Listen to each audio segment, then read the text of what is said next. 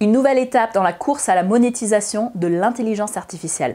Le statut des femmes dans les métiers de la technologie et quelles limites faut-il mettre à la vente des données de santé? Voyons ça tout de suite.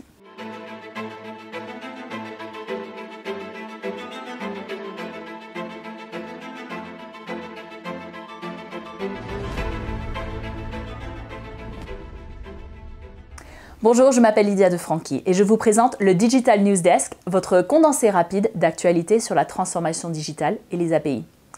OpenAI a publié son dernier modèle de ChatGPT sous forme d'API ce mois-ci, facilitant ainsi l'intégration de la technologie par les développeurs dans de nouvelles applications et de nouveaux outils alimentés par l'IA.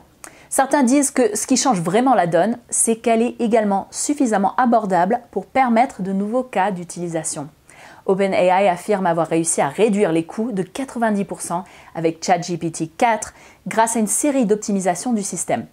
Emmanuel Métivier, catalyste chez Axway, estime que l'adoption sera certainement plus répandue, certes, mais surtout que cette bataille de l'intelligence artificielle entre les géants de la technologie se gagnera sur le front de l'API, en créant un véritable produit et en établissant une voie vers la monétisation.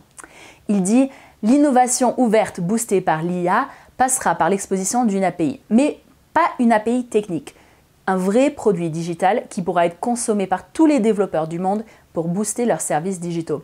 Et une fois de plus, c'est la capacité marketing à distribuer ce produit digital qui fera la différence. L'un des derniers développements dans cette course à l'IA justement est l'annonce par Microsoft que son moteur de recherche Bing, qui a commencé à intégrer ChatGPT le mois dernier, permettra désormais aux utilisateurs de générer des images avec Bing Chat. Les gouvernements du monde entier se penchent sur la manière dont les entreprises utilisent et vendent les données relatives à la santé. La CNIL s'intéresse tout particulièrement à la manière dont les tiers non autorisés accèdent aux dossiers patients informatisés et prévoit d'effectuer davantage d'audits en 2023. Aux États-Unis, 3 sénateurs ont récemment présenté un projet de loi visant à interdire l'utilisation des données de santé à des fins de publicité et marketing. Cette initiative est motivée en partie par la découverte l'année dernière qu'une société de données de localisation vendait des informations relatives aux visites en clinique.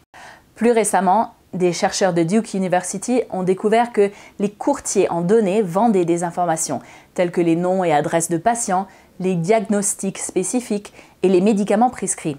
La Commission fédérale du commerce sévit contre ces courtiers et les entreprises de santé numérique qui peuvent, elles, échapper aux réglementations américaines en matière de données médicales. Le pourcentage de femmes américaines occupant des fonctions techniques est inférieur à ce qu'il était en 2018. C'est ce qui ressort d'une étude publiée par Linen.org et McKinsey à l'occasion de la Journée internationale de la femme ce mois-ci. Ce n'est pas une bonne nouvelle pour l'écart salarial homme-femme. Comme le souligne le rapport, les fonctions techniques et d'ingénierie font partie des catégories d'emploi les plus dynamiques et les mieux rémunérées en Amérique. Chez Axway, nous présentons ce mois-ci une série d'interviews avec nos propres femmes dans la technologie qui partagent leur parcours personnel et offrent des conseils aux autres femmes cherchant à réussir dans l'industrie. Dominique Fougera, vice-président exécutif d'Axway en charge des ressources humaines et de la culture, estime que les entreprises peuvent contribuer à ces valeurs en mettant en œuvre des approches plus centrées sur les femmes, ainsi qu'en établissant des partenariats avec les universités et les lycées pour leur donner les moyens d'envisager une carrière dans le secteur technique.